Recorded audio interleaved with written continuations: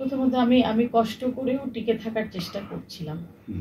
যেসব প্রতিবন্ধকতা আমাকে নিয়ে হয়েছে, আমাকে ব্ল্যাকলিস্টেড করা হয়েছে, আমার গান নিষিদ্ধ করা হয়েছে, আমি কোথাও আমার অনুষ্ঠান নিষিদ্ধ করা হয়েছে, আমি কোথাও কাজ করতে পারবো না, কোথাও গান করতে পারবো না, আমার রেকর্ড বাজানো যাবে না, বিভিন্নভাবে আমাকে প্রতিবন্ধকতা তৈরি করেছে।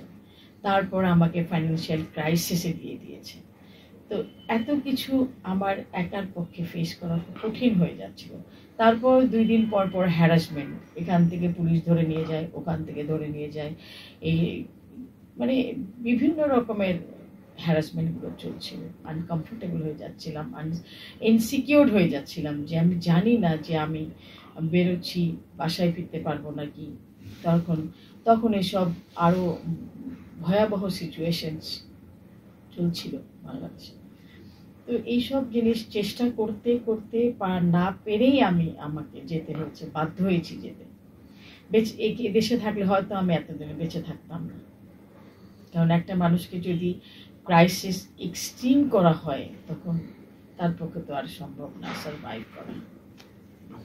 সো মাচ সেখানে গিয়ে সঙ্গীত চর্চাটা তো আমার এটা ব্যক্তিগত ব্যাপার, চর্চা আমাকে করতেই হবে। আমি সঙ্গীত চর্চা করতে পেরেছি, আমি সঙ্গীতের উপরে পড়াশোনা করতে পেরেছি, ডিগ্রি করেছি, তারপরে নানান কনসার্টগুলো করেছি, ইন্টারন্যাশনাল কনসার্ট করেছি, সেখানে কোনো প্রতিবন্ধকতা ছিল না, আসেনি। আমার দেশের যেসব মানুষ বিদেশে থাকে তারা অনেক ভেরি সাপোর্টিভ, ভেরি নাইস, তারা তো আর আমাকে তারা পেয়েছে ওখানে, এই আনন্দেই তারা থাকে। যে কোনো কনসার্ট হলে তারা আমাকে সম্মানের সাথে নিয়ে যেত, তো আমি যেতাম, করতাম, প্রোগ্রাম করতাম, কনসার্ট করতাম। কিন্তু একটা জিনিস খুব ছিল, যেটা আমাদের বাংলাদেশে, যে আমরা সিডি বের করতাম, গানের রেকর্ড বের করতাম, নতুন নতুন গান, তারপর মুভিতে গাইতাম, আমি তো রেগুলার মুভিতে গাইতাম। তো আমার গাওয়ার সেক্টর যেগুলো, সেইগুলো সব জায়গার কোনোটাই আমার ওইখানে তো ছিল না, বিদেশে তো সব নাই।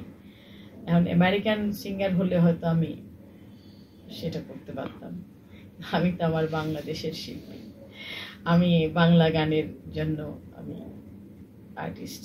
আমি ইংলিশ গান আমি গাই, আমি অন্যান্য অলমোস্ট 18 ল্যাঙ্গুয়েজ আমি গান করি, কিন্তু আমার বেসিক গান যদি আমি গাই তো আমার বাংলা গাইতে হবে।